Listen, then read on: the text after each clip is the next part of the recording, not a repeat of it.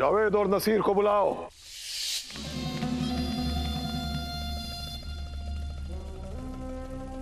जावेद की बात सही निकली। पंडित रामाकृष्ण हमारे सामने जिंदा खड़ा है। खुशी की बात यह है कि नसीर की बात गलत निकल गई। अफसोस, जावेद बच गया। जावेद को आजाद कर दिया जाए और नसीर को सरे बाजार बीच चौराहे पर सूली पे लटका दिया जाए। हुजूर, हुजूर, इस खादिम ने आपकी खिदमत की है। हुजूर, हुजूर, हुजूर रहम कीजिए। हुजूर, हुजूर, हुजूर रहम कीजिए। हुजूर,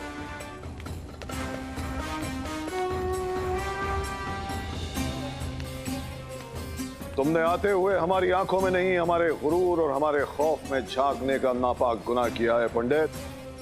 इसकी सजा तुम्हें बराबर मिलेगी। बोलो, तुम्हें क्या सजा दी जाए? जहांपना, मैंने सुना है कि आप खुद को इस हिंदुस्तान की धरती का सबसे महान राजा होने का दावा करते हैं। मैं भी ऐसे कुछ राजाओं को जानता हूं जिनकी महानता है परोपकारी, किंतु वो ऐसा कोई दावा नहीं करते। वो परोपकारी हैं क्योंकि उन्हें किसी गुरूर की आवश्यकता नहीं है। और उनमें से एक राजा हैं मेरे महाराज श्री कृष्ण देव राय। एक राजा में तो ये गुण सबसे पहले होना चाहिए, तभी वो महान कहलाने के योग्य बनता है। और मुझे पूर्ण विश्वास है कि आप में इस गुण की कोई कमी नहीं होगी। और यदि ऐसा है तो अब आप निर्णय लें कि आप मेरे साथ क्या करना चाहते हैं। पंडित रामाकृष्ण, तुम कहना चाहते हो कि अगर हम रहमदिली दिखाएंगे तो तारीख में अजीम बादशाहों में हमारा शुमार होगा, है ना? चलो ठीक है, हम तुम्हें एक मौका देते हैं।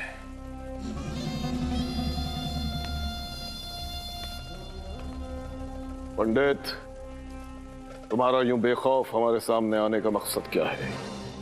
जहांपना, जब दो हृदयों में, चाहे वो सामान्य व्यक्तियों के हो चाहे दो महान राजाओं के, यदि उन हृदयों में मैल बैठ जाता है तो उसे साफ करने का सबसे अच्छा तरीका होता है हंसना और हंसाना। मैं अपनी वाणी से आपको हंसाने आया हूं, इसलिए आपको थोड़े बहुत चुटकुले सुनाऊंगा जिससे आपके और हमारे बीच मित्रता की बात बन सके। जहांपना, हमें शक हो रहा है कि नसीरुद्दीन की इसे फांसी देने का महाराज का किया हुआ ऐलान शायद सही था। जब महाराज ने इसे फांसी देने का ऐलान किया होगा, ठीक उसी वक्त इसकी दिमागी हालत बिगड़ गई होगी और इसे पागल समझ के महाराज ने फांसी नहीं दी होगी। वरना एक पागल के अलावा आपके सामने इस तरह की हरकत कौन कर सकता है? तो दुनिया में अब रियासतों के फैसले जंग के मैदान में नहीं, चुटकुले सुना के होंगे। और इसकी शुरुआत तुम विजयनगर को हमसे बचाने से करोगे। ठीक है, कल हमारे दरबार में तुम्हारा मुकाबला एक लतीफा खोर से होगा। तब उसके सामने अपनी काबिलियत साबित करना। कल देखेंगे कि ताकत बड़ी है या दिमाग।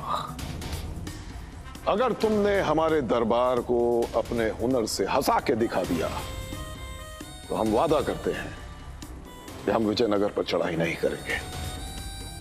और अगर तुम ऐसा नहीं कर पाए तो तुम अपनी जान और विजयनगर की शान कृष्णदेव राय को मिटता हुआ देखोगे अपनी आंखों से। धन्यवाद जहांपना, आपने मुझे बहुत बड़ा अवसर दिया है। मैं वचन देता हूं आपको निराश नहीं करूंगा। धन्यवाद। वजीर। जी जी हुजूर। हमारे शाही मेहमानों के लिए खास तौर से बनाए गए मेहमान खाने में पंडित रामाकृष्ण को ठहरा दिया जाए और इनकी और इनके साथियों की अच्छी तरह खातिर तवाज़ो की जाए। जी हुजूर। शिव शिव शिव शिव शिव शिव शिव शिव शिव शिव शिव शिव शिव शिव। पंडित रामाकृष्ण तो मौत के मुंह में गए जी, और बलि पर चढ़ने वाला बकरा किसी को जीवन दान नहीं दे सकता। क्या? परंतु सोचिए गुरुजी, सोचिए, एक भूखे शेर के पिंजरे में यदि खरगोश गया तो क्या होगा? अरे निर्लज्जो, क्यों बकवास कर रहे हो?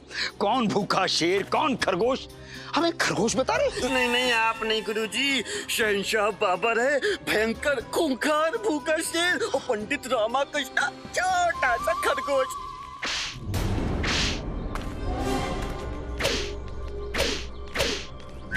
गुरुजी, कहीं ये पंडित रामाकृष्ण तो नहीं है? लग तो ऐसा ही है गुरुजी। पंडित रामाकृष्ण के बाद आपकी बारी है, आपको तो शेर के पिंजरे में डाल के मारा जाएगा। शेर के पिंजरे में? शेर के पिंजरे में हम क्यों जाएं? गुरुजी भूल गए, आपने पंडित रामाकृष्ण को आशीर्वाद देते हुए क्या वचन लिया था कि हम अपने मातृभूमि के लिए, महाराज कृष्णदेव राय के लिए कुछ भी करेंगे, कुछ भी। गुरुजी, एक बार आप शेर के पिंजरे के अंदर गए तो वापस तो नहीं आ पाएंगे। हाँ। ये पंडित रामाकृष्ण नहीं है। हे ईश्वर, आज हम स्वयं पंडित रामाकृष्ण के जीवन के लिए प्रार्थना कर रहे हैं। यदि पंडित रामाकृष्ण ने कोई त्रुटि की है तो उसे दंड आज मत दीजिए, फिर कभी दीजिएगा। हैं? समझ गए भगवान? धन्यवाद। तुझे तशरीफ तोड़वाने का ज्यादा शौक है ना? चल। तशरीफ तोड़वाने का? धनीमनी, तशरीफ क्या होती है? पूछ के आते गुरुजी। पूछ के आते।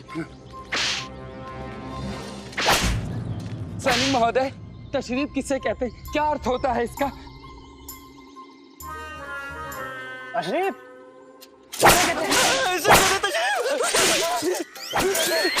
गुरुजी, गुरुजी, गुरुजी, जिस पर वो मार रहे हैं ना, उसी को तशरीफ कहते हैं। यहाँ उसे तशरीफ कहते हैं? हाँ गुरुजी, उसी को कहते हैं। सुनिए, आप पंडित रामाकृष्ण के साथी है ना? हाँ। आइए तशरीफ लाइए। नहीं नहीं नहीं, केवल अकेले ये साथी है पंडित रामाकृष्ण के, हम नहीं है, हम नहीं है। इनकी तशरीफ ले जाइए आप। हम क्यों तशरीफ ले जाएं? नारायण को ऐसे साथ छोड़ोगे अपने गुरु का? कौन गुरु और कैसे गुरु? सैनिक महोदय, हम इनके साथ नहीं हैं, इनके शिष्य भी कभी नहीं थे। कौन है आप? हैं? कौन है आप? हैं?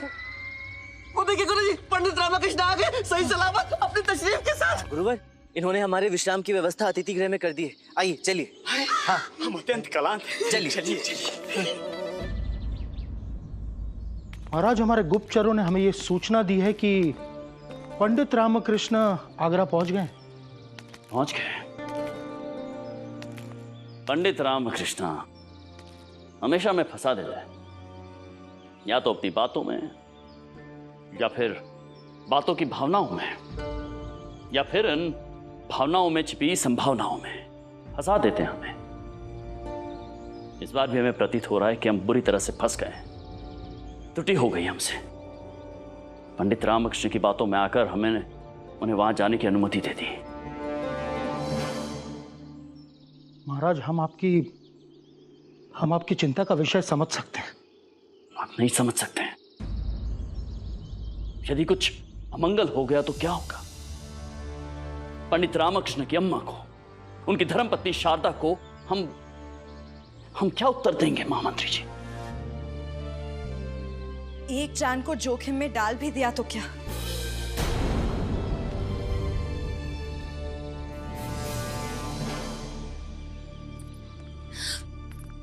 दूसरी तरफ हजारों जानों की रक्षा भी तो कर रहे हैं ना आप महाराज। हमें क्षमा कर दीजिएगा अम्मा। आप महाराज हैं, आपको क्षमा मांगना शोभा नहीं देता। क्षमा प्रार्थी तो हम हैं। हम इन्हें पंडित रामकृष्ण की हट मानकर उन्हें आगरा जाने की अनुमति दी थी। महाराज, देश के कार्य के लिए जो पुत्र जाता है उसके लिए चिंता नहीं, उस पर गर्व होना चाहिए। मेरा पुत्र मेरा मान है, उस पर मुझे अभिमान है। चाहे उसे किसी भी परीक्षा के पद पर चलना पड़े, वो हमेशा सच्चाई का ही मार्ग चुनेगा। वो मेरे अभिमान पर कभी ठेस नहीं पहुंचने देगा। महाराज, दुख तो केवल इस बात का है, मेरा एक ही पुत्र है।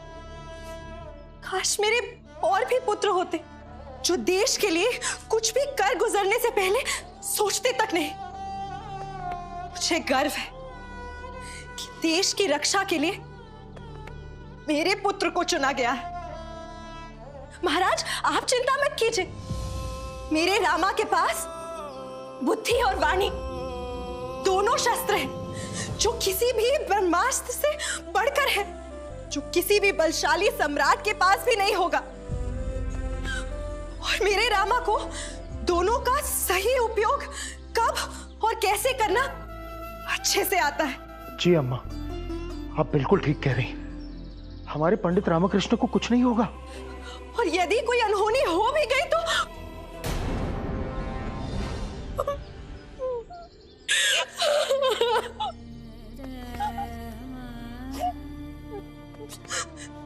उसे सम्मान के साथ स्वीकार लूंगी। अपनी मातृभूमि के लिए बलिदान देने का अवसर हर किसी को नहीं मिलता। उसे जन्म भले ही मैंने दिया है, परंतु उसका कर्म और धर्म उसके राज्य के प्रति ही। उसका दायित्व उसके जीवन से बढ़कर है।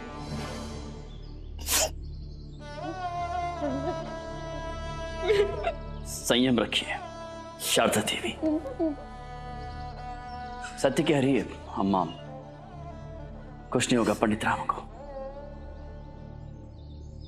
जिस पुत्र के पास ऐसी मां हो, जिस मां के पास ऐसे विचार हो, उस पुत्र का क्या हो सकता है?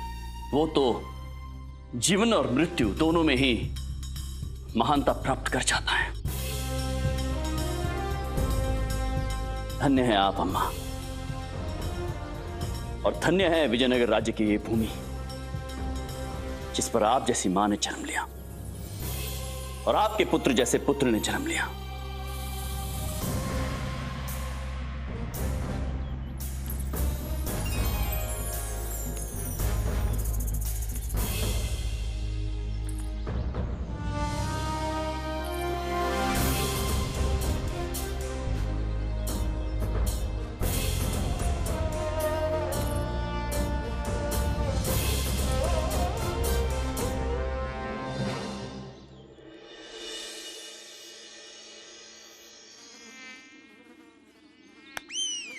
पंडित रामकृष्ण, आप तो कह रहे थे कि हमारे रहने का प्रबंध अतिथि गृह में किया गया है। ये है अतिथि गृह। नहीं गुरुजी, नहीं गुरुजी, ये अतिथि गृह नहीं है, ये आपकी अंतिम तिथि का गृह है। ये बाबर ने उन लोगों के लिए बनवाया है जिनको अगली सुबह मृत्यु दंड दिया जाता है। हे भगवान, कहाँ फंस गए ये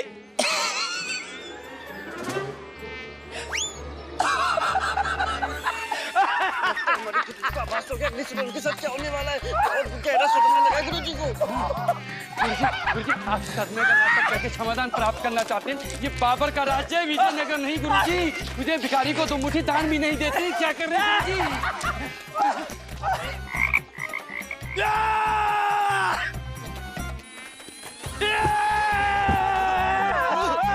गिर जाएंगे, गिर जाएंगे।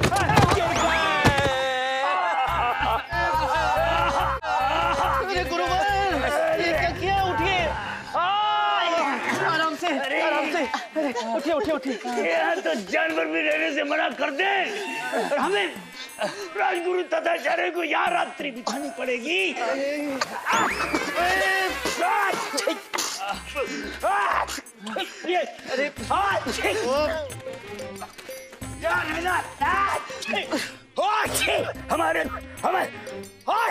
हमारे लिए अपमान।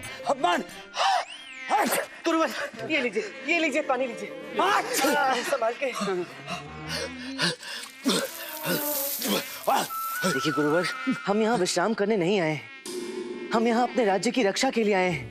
बस यूं समझ लीजिए कि एक रणभूमि है और हम चारों वीर योद्धा, जिसे अपने राज्य को संकट से बचाना है। वीर? हम किस कोने से आपको वीर बलशाली योद्धा लग रहे हैं पंडित रामकृष्ण जी? हम तो मात्र पंडित हैं।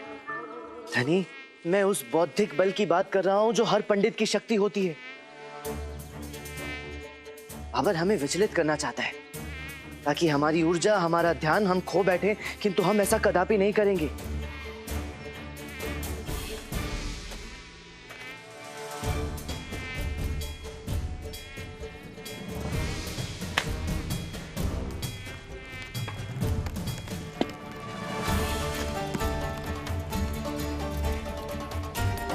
कर लेने दीजिए आज बाबर को आराम, किंतु हम भी चतुराई से लेंगे काम। इतना सा मूल्य तो हमें इस युद्ध को रोकने के लिए चुकाना ही पड़ेगा गुरुवर। चलिए चारों डटकर खड़े होते हैं।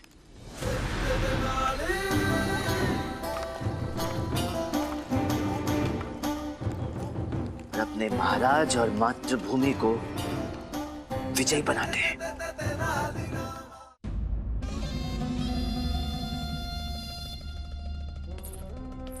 शहंशाह हुजूर, कल पंडित रामाकृष्ण के लतीफों पर हंसी आएगी या नहीं पता नहीं, पर उसके इस बेवकूफी भरे ख्याल पर हंसी जरूर आ रही है कि हंसा हंसा कर जंग जीती जा सकती है। हंसो हंसाओ और जंग जिताओ। जहाँ बना कब्बन मियाँ आला दर्जे के लतीफा खोर है। उनके सामने अच्छों को हमने पानी भरते हुए देखा। ये पंडित रामाकृष्ण क्या चीज है? वजीर मलिक। जी हुजूर। दुश्मनी तब दिखानी चाहिए जब दुश्मन सामने हो। उसकी ताकत का अंदाजा लगाते वक्त नहीं। मतलब हुजूर, दुश्मन को कभी कमजोर नहीं समझना चाहिए। हाँ, पंडित रामाकृष्ण जैसे लोग हारते नहीं है, हराए जाते हैं। जहां आप कहें तो आज की रात को उसकी आखिरात बना दें। नहीं, इसकी जरूरत नहीं है।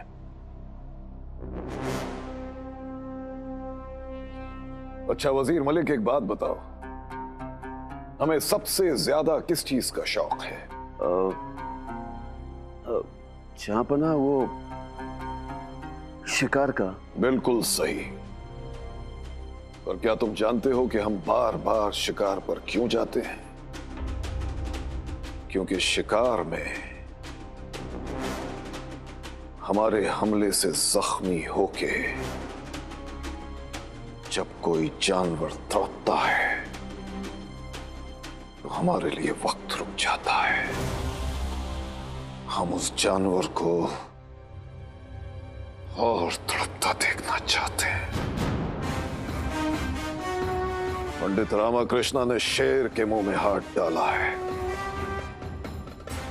मरेगा तो वो जरूर, लेकिन पहले तड़पेगा, बेइंतहा तड़पेगा।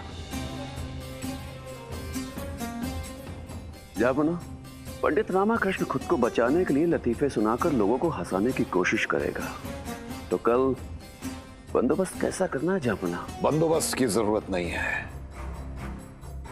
दुश्मन को परास्त करना है। कहते हैं जो हंसता है उसका घर बसता है, लेकिन कल जो हंसेगा उसका घर उजड़ेगा। हंसना मना है, ये बात हर शख्स को जहन में रखनी चाहिए, और जो नहीं रखेगा उसे तो खुदा सलामत रखेगा। जी हुजूर।